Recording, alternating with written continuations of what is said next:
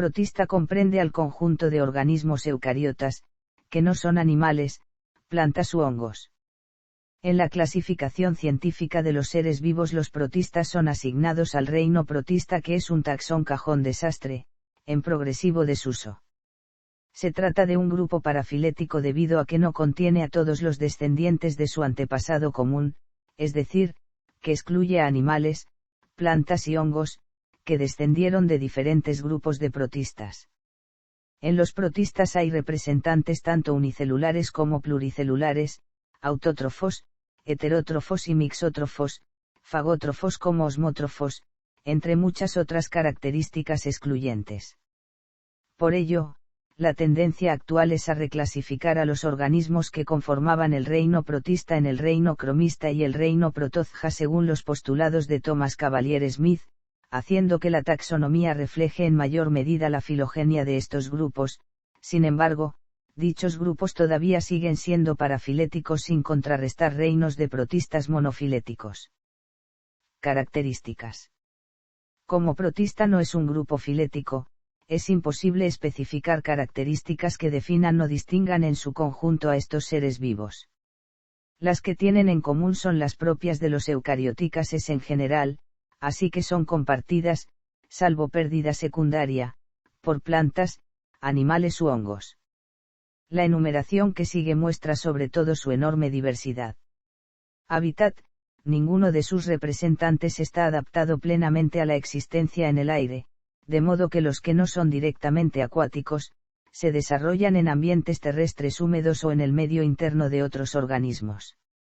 Organización celular: eucariotas, unicelulares o pluricelulares. Los más grandes, algas pardas del género Laminaria, pueden medir decenas de metros, pero predominan las formas microscópicas. Estructura: se suele afirmar que no existen tejidos en ningún protista, pero en las algas pardas la complejidad alcanza un nivel muy próximo al tisular, incluida la existencia de plasmodesmos. Muchos de los protistas pluricelulares cuentan con paredes celulares de variada composición, y los unicelulares autótrofos frecuentemente están cubiertos por una teca, como en el caso destacado de las diatomeas, o dotados de escamas o refuerzos. Los unicelulares depredadores suelen presentar células desnudas. Las formas unicelulares a menudo están dotadas de movilidad por reptación o, más frecuentemente, por apéndices de los tipos llamados cilios y flagelos. Nutrición: autótrofos, heterótrofos o mixótrofos. Los heterótrofos pueden serlo por ingestión o por absorción osmótica.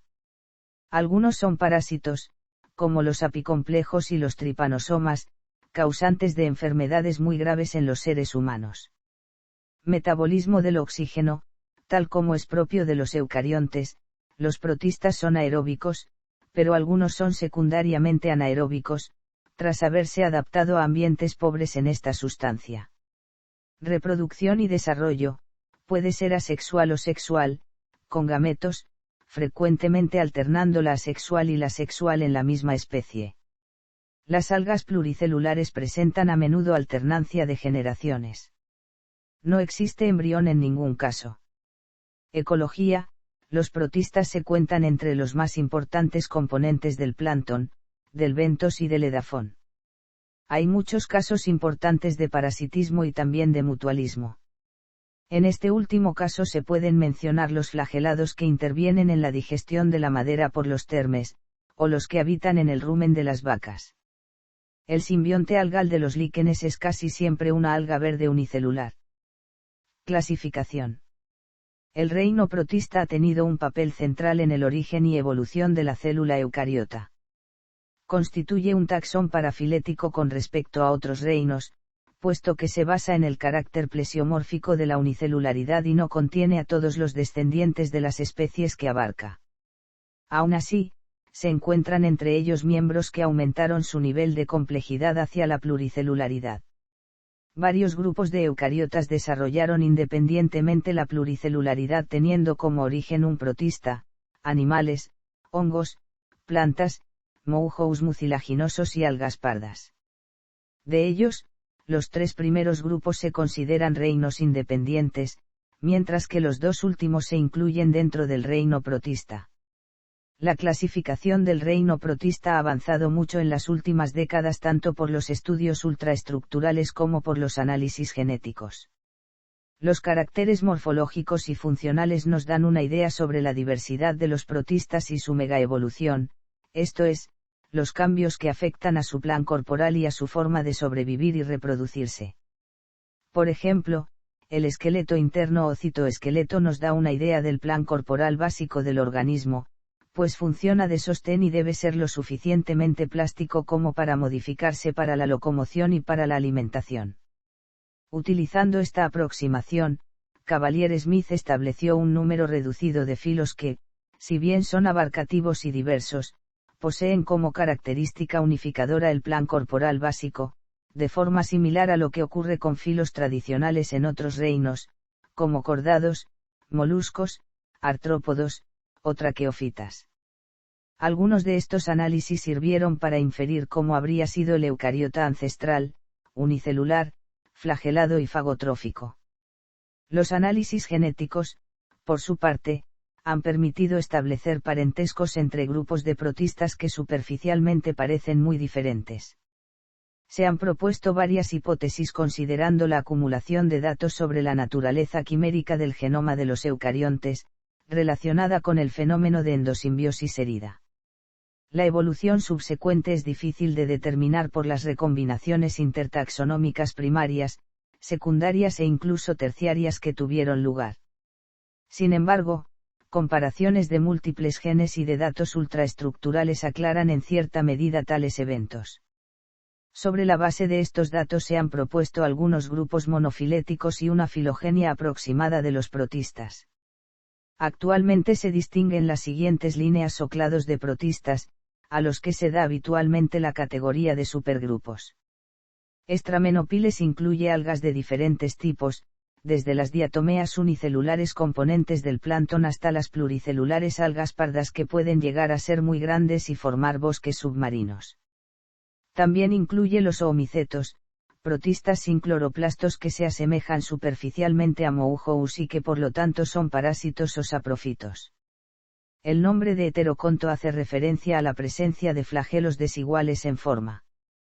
Este clado, junto a los dos siguientes, forma parte del supergrupo SAR, caracterizado por presentar cloroplastos supuestamente adquiridos por endosimbiosis secundaria de un alga roja, aunque algunos de sus miembros posteriormente los hayan perdido. Cavalier-Smith define una clasificación ligeramente diferente en la cual el supergrupo SAR se incluye junto a otros grupos en cromista alveolata contiene tanto organismos con cloroplastos como otros que carecen de ellos. Entre los primeros se encuentran los dinoflagelados y entre los segundos apicomplexa, que son parásitos y ciliopora, microorganismos cuya presencia es común en donde haya agua.